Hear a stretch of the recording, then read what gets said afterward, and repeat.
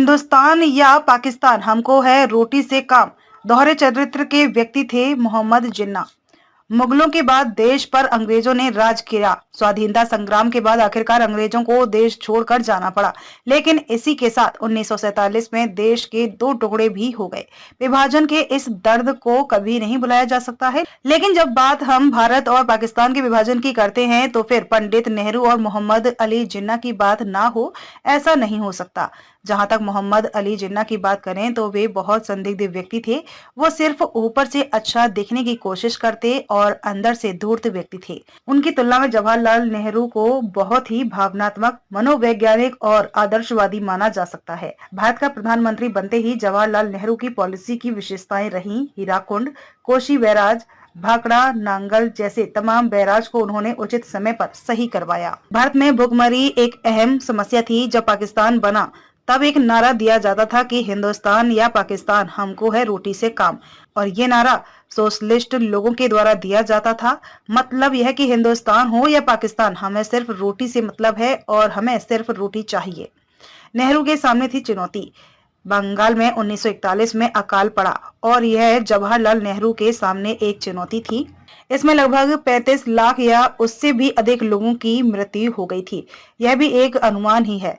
जवाहरलाल नेहरू ने जल का प्रचार प्रसार किया, साथ ही हॉस्पिटल और आईटी का विस्तार कर भारत को टेक्नोलॉजी में आगे लेकर गए। सांस्कृतिक रूप से नेहरू संवेदनशील व्यक्ति नहीं थे। यह भी हो सकता है कि हैरो और कैम्ब्रिज में पढ़ने के कारण भारत की संस्कृति के प्रति संवेदनशील नहीं हो पाए हों। लेकिन इसमें ब्रिटिश इंस्टीट्यूट को दोष देना सही नहीं होगा, क्योंकि अरविंदो घोष ने भी शुरू से ब्रिटेन में पढ़ाई की है और उसके बाद वो भारत की संस्कृति का इतने बड़े सपोर्टर बने। नेहरू भारत के लिए एक अच्छे व्यक्ति थे और जिन्ना की तुलना में और भी अच्छे व्यक्ति थे। सारे प्रमाण है कि जवाहरलाल नेहरू ने जनतंत्र को मजबूत बनाने की नींव रखी है। लेकिन सांस्कृतिक मंच पर जवाहरलाल नेहरू फिसड्डी निकले। भारत के डिफेंस में उन्होंने ऐसे कमांडर्स को चुना जो लड़ाई में हारने वाले थे, क्योंकि जो लड़ाई जीतने वाले कमांडर थे वो उन्हें अभिमानी लगते थे। नेहरू की ये धारणा थी कि राजपूत, सिख और जाट सेना अध्यक्ष नहीं होने चाहिए।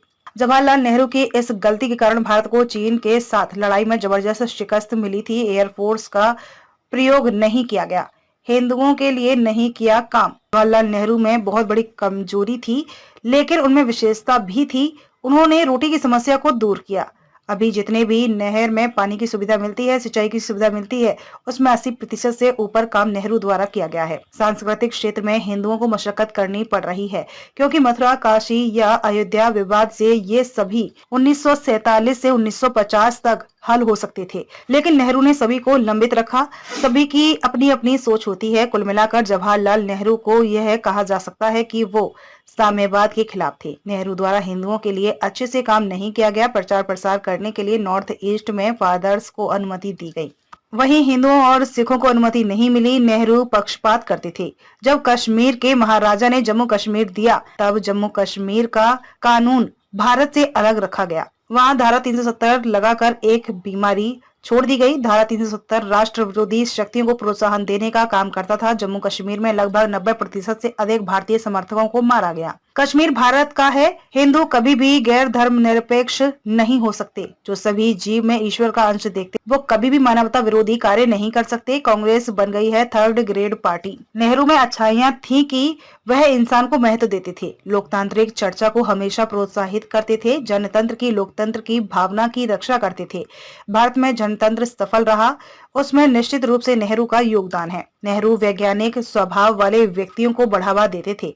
भारत में जितने भी आईआईटी, इंजीनियरिंग या स्पेस साइंस में पढ़ाई को बढ़ावा मिला, वो नेहरू की देन है। परिवारवाद गलत चीज है। परिवार को कोई भी व्यक्ति यदि अपनी योग्यता से आगे बढ़ता है तो उस पर रोक नहीं लगनी चाहिए।